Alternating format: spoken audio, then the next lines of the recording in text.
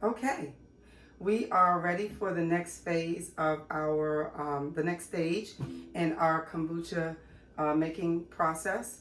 And in this process, we've got, I'm gonna introduce some new items.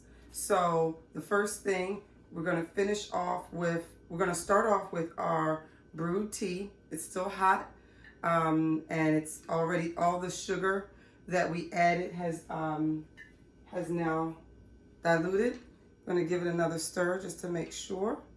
But yeah, all the sugar is now diluted. And then we are going to be transferring this, this brewed tea into our two 1 gallon jars. So each of these jars are, they have little temperature strips on there. So we're going to be discussing that as well, because there's a certain temperature that the kombucha likes to be at. It's roughly between, let me just check. I have a little guide sheet that I use because sometimes my brain doesn't like to remember. Between 68 and 86 is where you want the temperature to be. So we'll come back to that in a little while. We also have our jar of scobies that we use, and I'm going to pick two really nice, good scobies to start with for our kombucha today. We also have our pH test strips that we'll be using before we add the SCOBY. And then we have some filtered water, and this has been in the refrigerator, so I pulled it out, and we're gonna add this to the hot tea to bring the temperature down so that it's within the range before we start adding the SCOBYs to the tea. So first step is we want to start putting this tea into these jars. Now, I could try to pour it right in. I've made some, I've spilled a lot in that process before. So what I've started to do is I've started to just use a measuring cup to start some of the pour to just kind of lessen the amount of tea that's in this pot. So I'm gonna actually put this here, just a paper towel to kind of catch it. And then we're gonna have our pot here. And this is what I kind of do. So I just kind of start, and I'm just gonna eyeball half of this tea into each jar.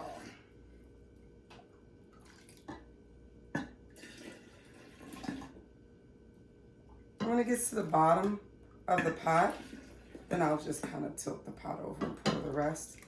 But this has been the best way for me so I don't lose any of my tea on the counter or on the floor. So now I'm going to switch jars and put some in this one. We're getting close to the bottom of the pot. So pretty soon I'm just going to lift the pot up. I noticed that for some reason when there's less liquid in the pot, I don't seem to spill it as much.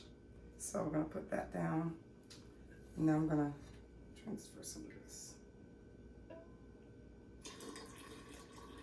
And I'm eyeballing it because I want them to be kind of equal.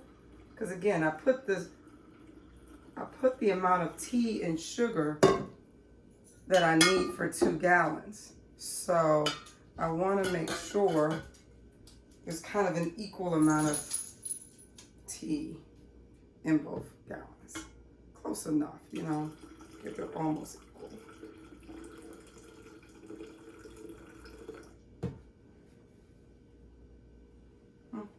A little bit more in this one and a little bit more in the other one. Oh, I just spilled a little bit. I don't like spilling the tea.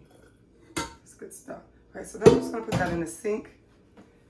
They're pretty equal. So let me just wipe some of this tea off that I spilled. Okay, that's why I put the paper towel down too, so it can kind of catch some of the liquid. So I don't have so much to clean up off the counter. Tea has the sugar, and you don't clean it up, it gets sticky, and you just don't want all that on the counter.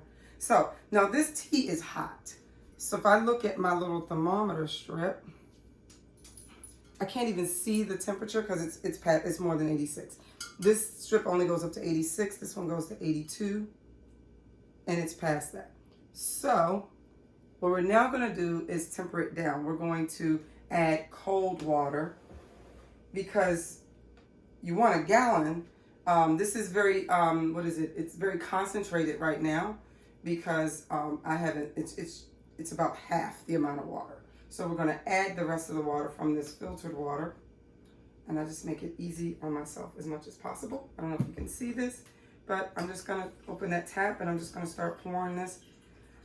I'm going to leave some space at the top because I need space for the SCOBY.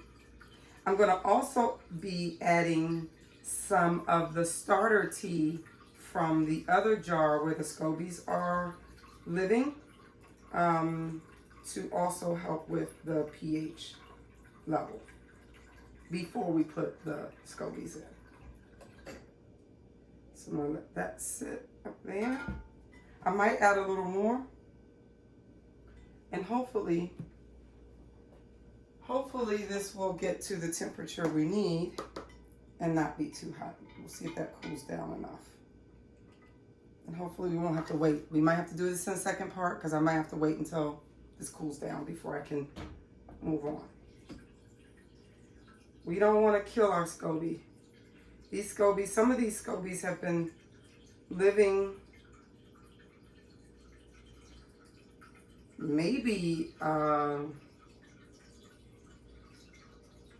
think I have one in there that's probably about 8 months old. It's really large.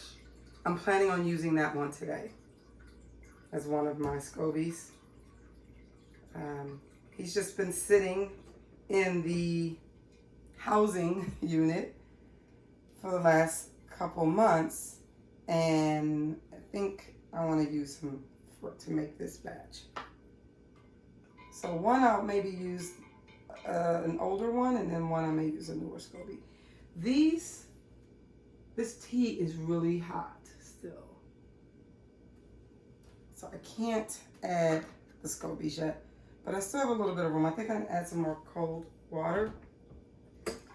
And so what I'm gonna do is we're going to pause this video and then resume in a second video when we know that the temperature is good. It's really hot, apparently. Yeah, it's still really hot. So I'll just add a little more water here. I can't add too much because this one's gonna get the big SCOBY. So I need room for that. Yeah. So this one, the only reason I put a little less in here is because I know I'm gonna use a thicker SCOBY and it's gonna need room. And I have to add about a half a cup of the starter tea from this can.